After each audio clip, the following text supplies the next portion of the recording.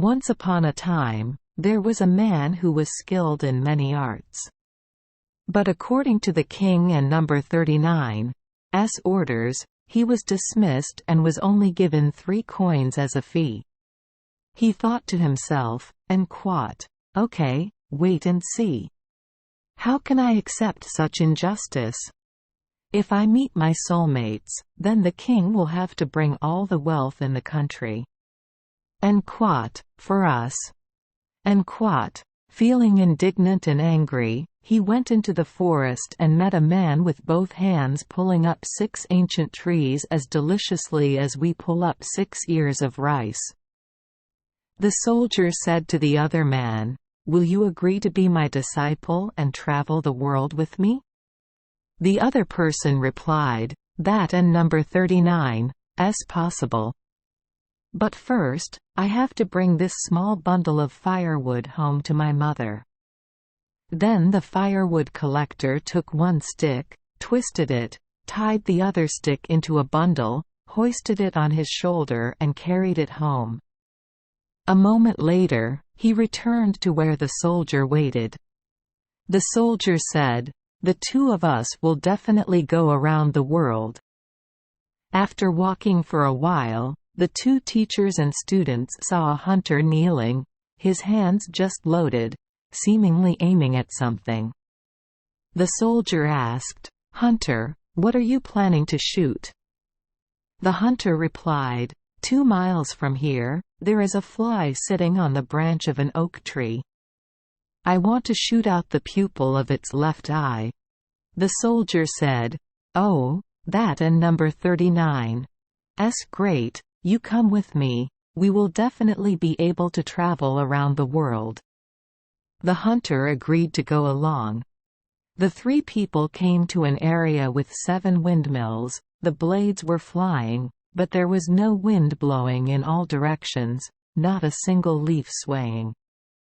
The soldier asked, "There is no wind blowing, so why are the mill blades spinning so blindly? What does that mean? I don't and number 39's understand?" The 3 people continued their journey. After walking about 2 miles, they saw a person hanging from a tree, covering one nostril with his hand, exhaling through the other nostril. The soldier asked, "Dear friend, what game are you playing up there?" The other person replied, 2 miles away there are 7 windmills. The breath I exhale makes all 7 spin, do you see that? The soldier said, "Oh, that and number 39's great, you come with us. If the 4 of us work together, we can definitely travel around the world." The windblower climbed down and went with the other 3 people. After walking for a while, the 4 men saw a guy standing on one leg, with the other leg removed to the side. The team leader said, "You took off one leg to rest comfortably, right?" The other person replied, "My job is running. When I run with 2 legs I am faster than a bird flying, I walk as fast as other people run, so I remove one leg to walk." "Oh, that and number 39's great, you come with us, the 5 of us working together, we and number 39'll probably be able to travel around the world." The other person joined the group. They walked for a while when they met a person whose hat was tilted to one side, covering one ear. The team leader said, "How polite." Wearing his hat to one side, covering his ears, he looked like Hans the Clown. The other person replied, "I have to wear it like that because if I wear the hat properly, the weather will immediately be bitterly cold, and birds flying in the sky will freeze to death and fall to the ground." The soldier said, "That and number 39's great. Please come with us. If the 6 of us join forces, we can definitely travel around the world." The 6 people arrived at a city where the king issued an edict. Whoever wins the contest with the princess will become her son-in-law, but if he loses, he will lose his head. The leader of the team asked to present himself and said, "Your Majesty, I would like to ask permission for my disciples to run the exam on my behalf." The king said, "Okay, but if you lose, both teacher and student will lose their heads." When both sides agreed and signed the contract, the team leader put the other leg on for the skilled runner and advised, "Try to run as fast as you can so we can win." The contest rules stipulate as follows. Whoever can carry water from a very far well and reach the finish line first wins. He ran quickly, and the princess, each with an equally large vase, departed at the same time. In the blink of an eye, he was running so fast that all he could hear was the sound of the rushing wind, and no one onlookers could see him anymore. Meanwhile, the princess only ran a short distance. Just a moment later, he reached the well, filled his water bottle and quickly ran back. But just in the middle of the road, suddenly a wave of drowsiness overtook him, making him barely have time to put down the water bottle before falling asleep and snoring. He laid his head on a horse skull, thinking that the horse skull was hard and rough, so he could not sleep for long. Meanwhile, the princess, a person who has always been famous for running fast, reached the well, took the water bottle and was on her way back to her destination. The princess saw that her opponent was sleeping soundly. She seemed pleased and said, "Victory is in my hands." She dumped her opponent and number 39's water bottle and continued running. It can be said that the guy with the talent to run fast this time will almost certainly lose, but fortunately the hunter followed the competition very closely. He had sharp eyes and stood on the castle so he could see everything clearly. Uncle said, "The princess cannot win against us." He loaded the gun, raised the gun, and shot the horse and number 39's skull, but the other guy was not injured at all. The guy woke up, quickly jumped up, saw that his vase was just an empty vase, and the princess was on her way to the finish line, running a long distance ahead of him. Not discouraged, he picked up the jar and ran back to the well to get water. He even caught up with the princess along the way and reached the finish line 10 minutes before the princess. He said, "You see, I wasn't and #39 really running before, but now I and number 39 am just lifting my legs to show how talented I am." The loss made the king sad, and the princess lost her appetite and sleep. How could it be that an ordinary soldier who had been discharged from the army beat the princess in a competition? The king and princess discussed and tried to harm the team leader and his friends. I and number 39 they thought of a plan, so you Don and number 39 have to be afraid. They will not escape from here and return home. The king told the whole group, "Now you can eat and drink to your heart and number 39's content and celebrate your victory." Then the king led them to a room. The floor, the door were all made of iron. The window bars were also made of iron. The banquet was set up on a table in the middle of the floor, full of delicious dishes. The king said, "You guys just go in nature, remember to eat and drink to your heart and number 39's content." When 6 people were seated at the banquet table, the king ordered his soldiers to close the door and lock it. Then the king ordered the chef to light the furnace under the floor so that the iron turned red. The chef obeyed the order to light the stove. After 6 people sat down to eat for a while, they felt hot and muggy, and then the heat kept increasing.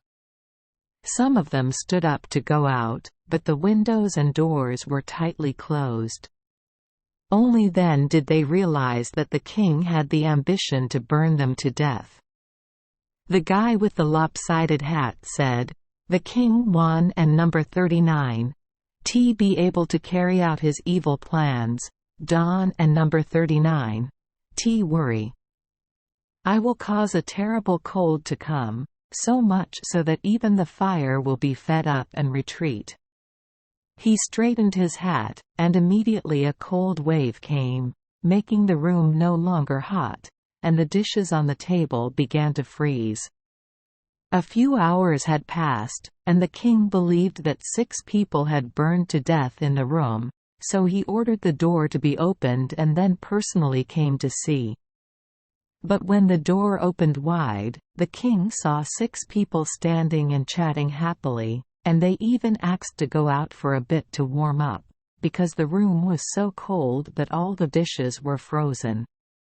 The king was furious, went to find the chef, screamed loudly, and asked why he did not carry out exactly as ordered.